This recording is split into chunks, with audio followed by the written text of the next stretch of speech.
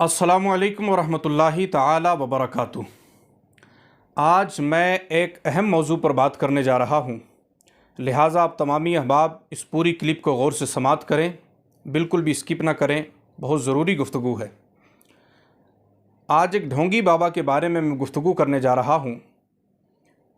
District پونچھ تحصیل مینڈر سے ہمارے ایک بڑے قریبی عزیز حافظ اسرار صاحب نے ایک دو دن پہلے مجھ سے رابطہ کیا، ایک بابا کے بارے میں ایک وضاحت چاہی، اور ایک ویڈیو جب مجھ تک پہنچی تو میں نے دیکھا تو دل خون کے آنسو رونے لگا۔ سب سے پہلے آپ یہ ویڈیو ملاحظہ کریں اور اس کے بعد ہم پھر اپنی بات کو شروع کرتے ہیں۔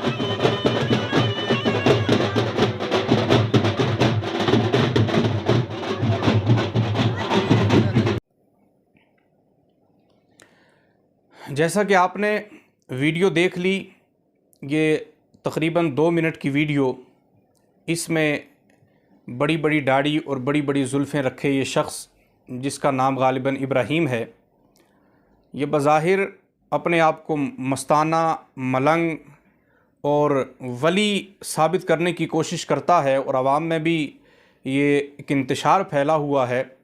سب سے پہلے مجھے افسوس ہے ڈسٹرکٹ پونچھ اور تحصیل مینڈر کے ان علماء کا کہ جو ان چیزوں کو دیکھ کر بھی اپنی آواز نہیں اٹھا رہے ہیں۔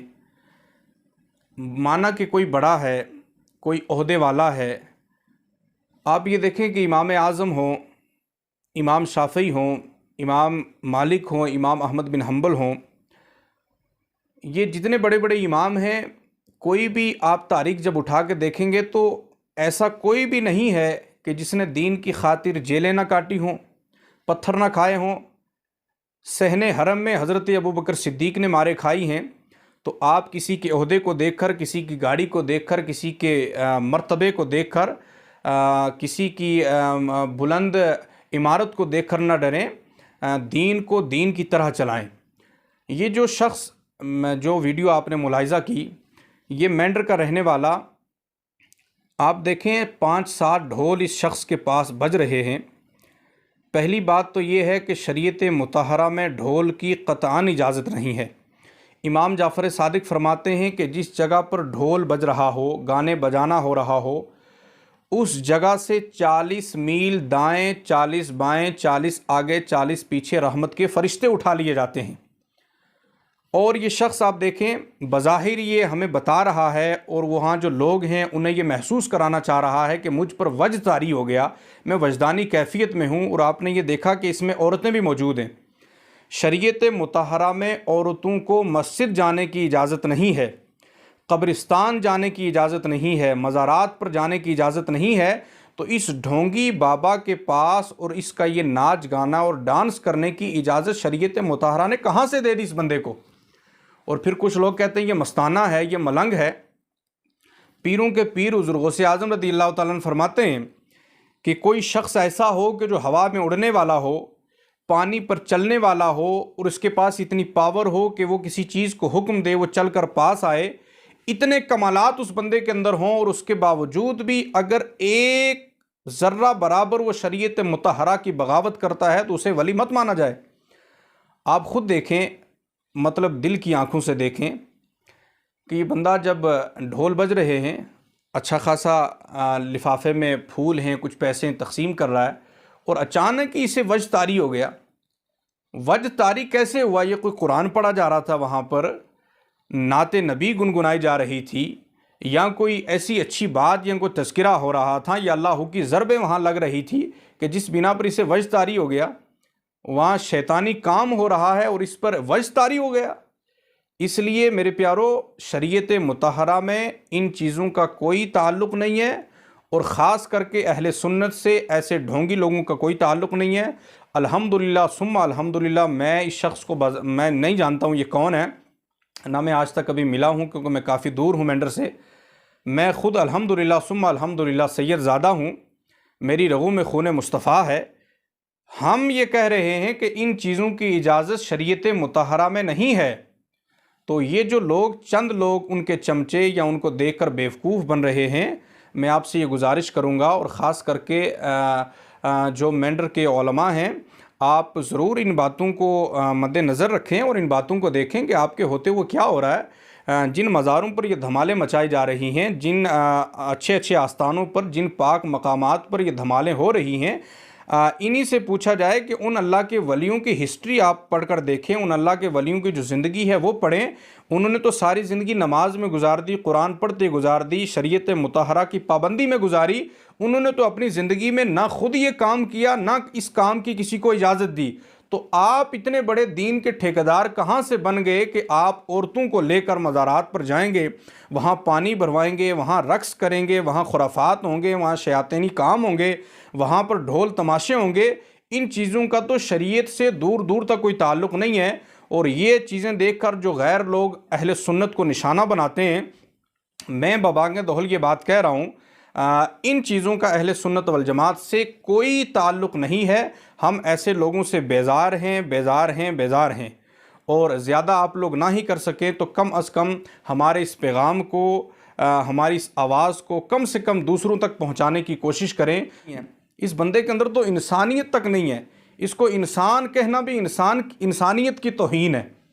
تو پھر آپ اس کو اللہ کا ولی مانیں، اس کو مجذوب مانیں، اس کو ملنگ اور مستانہ کہیں۔ ملنگ دا مستانے ایجے نہیں ہونے، ملنگ وہ ہوتے ہیں کہ جو کم سے کم ان کے چہرے پر جب نظر پڑے تو پہلی نظر میں کم سے زیادہ نہ ہی صحیح تو خدا تو یاد آ جائے۔ تو انہیں دیکھ کر تو سیدھا سیدھا ابلیس یاد آتا ہے، شیطان یاد آتا ہے۔ تو اس لیے میرے پیارو، خاص کر کے علماء حضرات کی بارگاہ میں میری گزارش ہے کہ ایسے لوگوں پہ آپ نظر رکھیں، اور ان لوگوں کا اہل سنت سے کوئی تعلق نہیں ہے، اور نہ ہی ایسے لوگ مزارات پر جانے کے قابل ہیں۔ اور ان کے پاس جو عورتیں جاتی ہیں، آپ علماء حضرات جو ہیں اس پہ جو ہے بالخصوص آپ مینڈر کے علماء جو ہیں اس بندے کو پکڑیں، شریعت مطہرہ کے دائرے میں رہ کر اس پہ حد لگائیں، اس کو توبہ کریں، تجدید ایمان کروائیں، اور جو حالات اس کے اور تجدید نکاح کروائیں۔ یہ ایسے لوگوں کی سنیت میں کوئی گنجائش نہیں ہے۔ رب کعبہ سے دعا ہے مولا تعالی ہم سب کو کہنے سننے سے زیادہ عمل خیر کی توفیق عطا فرمائے۔ السلام علیکم ورحمۃ اللہ۔